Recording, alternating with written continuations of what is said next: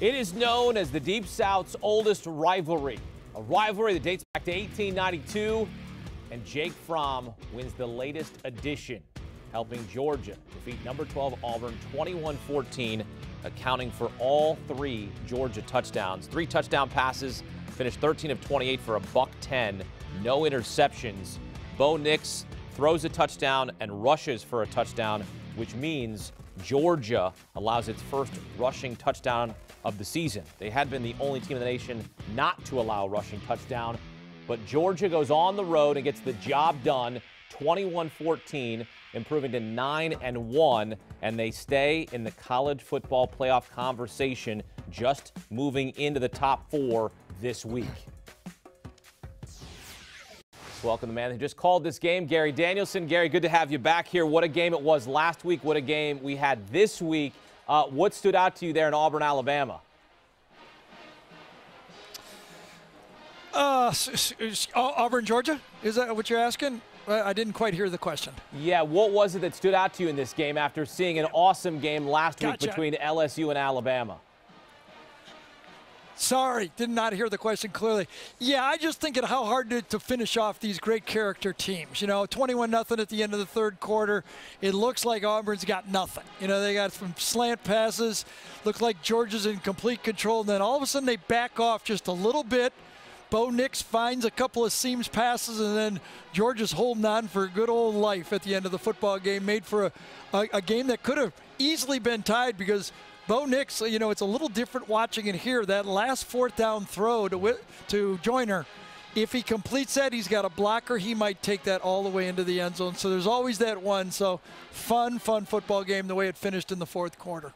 Gary, watching Georgia's defense all year long and seeing them up close and personal tonight, they just clinched the SEC East, and we know they will go to Atlanta. But do you believe they have enough on the defensive side to slow down LSU if these 2 teams were to face off? It's a great question. You know, I kept making the point, and I don't know if you guys heard me in the 4th quarter, that they only had 1 sack, and it was by almost a safety blitz in a nickel situation. They don't seem to have those, you know, inside difference makers that can make plays, that can throw a top, you know, level quarterback off of his game. That means the secondary is going to have to play really, really good. And you could even see at the end of this game when Nix, the true freshman quarterback, found his game, there were receivers open. So it's going to be a tough one for them to handle LSU, but there's only one path, and it has to go through LSU. Indeed it does. A quarterback you know very well, and Jake Fromm. How did he look to you out there tonight? About the same, you know, as he always does. He always seems to be in control and calm. Doesn't blow you away with anything any time in the game. You know, it's not like you ever say many wows. How can he do that? He just makes the easy throws all day. Had one key drop pass. Eli Wolf dropped one that could have made it easy for Georgia. He put it right there, but he doesn't get sacked. He's checking almost the whole game into plays. So valuable, and he's so clutch at the end of the game. He's trustworthy. When you call a play at the end of the game, you know he's going to get you out of it. So he can play well enough. You just wonder, you know, that the receivers are still young. They don't seem to have those breakaway, you know, plays. I think they're 11th in the league in plays of 20 or more. They had a couple in this game that really helped them out, but they don't have those big, huge, game-changing plays. So Georgia gets a big win on the road, clinches its 3rd straight SEC East title. Will again play LSU, we think, in the SEC championship in Atlanta. You know the big story in the SEC in college football this afternoon. Yeah. Tua Tagovailoa dislocated his right hip, out for the rest of the season. From your perspective, what does this mean for Alabama?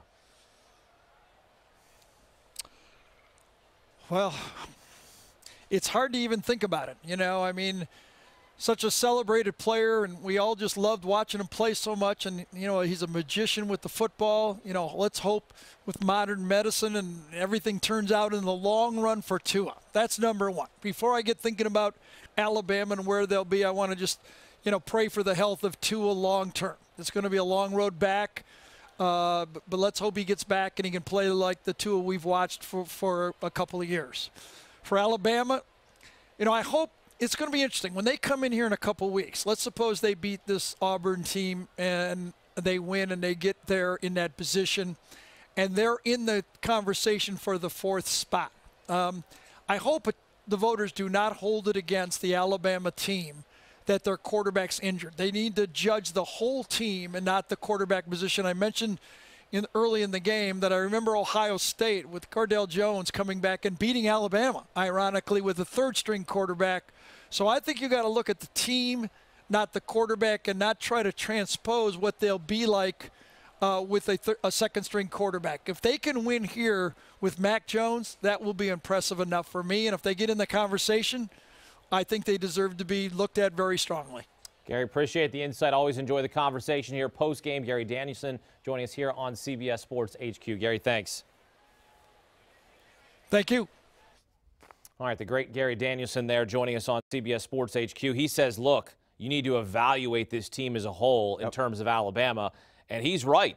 If they go into Auburn, Alabama, and they beat the Tigers, you certainly got to make a case there for Alabama, even with Mac Jones under center. Yeah, even with Jones, we know they're a talented team. And I think also needing some help was huge for Alabama and will be huge. They needed Auburn to upset Georgia tonight. It didn't happen, but that would have been huge for this potential matchup in the next few weeks, Auburn, Alabama, especially if Auburn was able to beat UGA and then Alabama beats Auburn.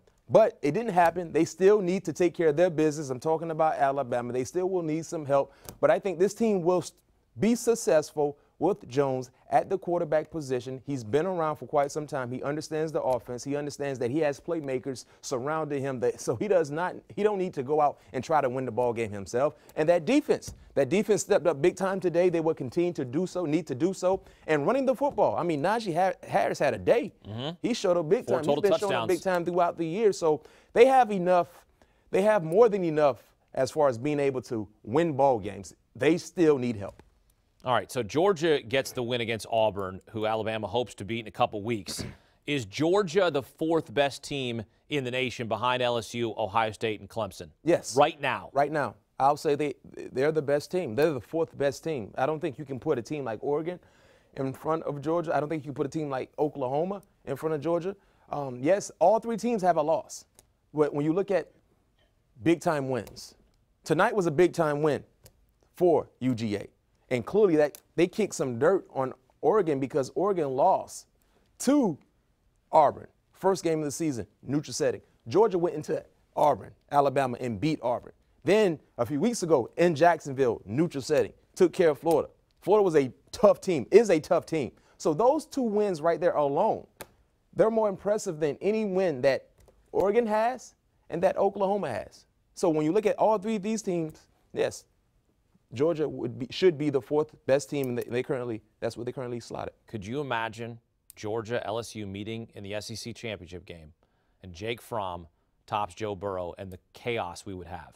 I'm not rooting for that because you know I love Joe Burrow, but could you imagine the chaos that would ensue? Yeah, bracket busters. Yeah, exactly. You're exactly right. If that happens, no question, there's going to be a lot of chaos because now, one thing we know, Georgia would be in the playoff seeding. What happens to LSU? How far would they fall? I give them the 4th spot. Let's meet again. Let's meet again. Let's meet again.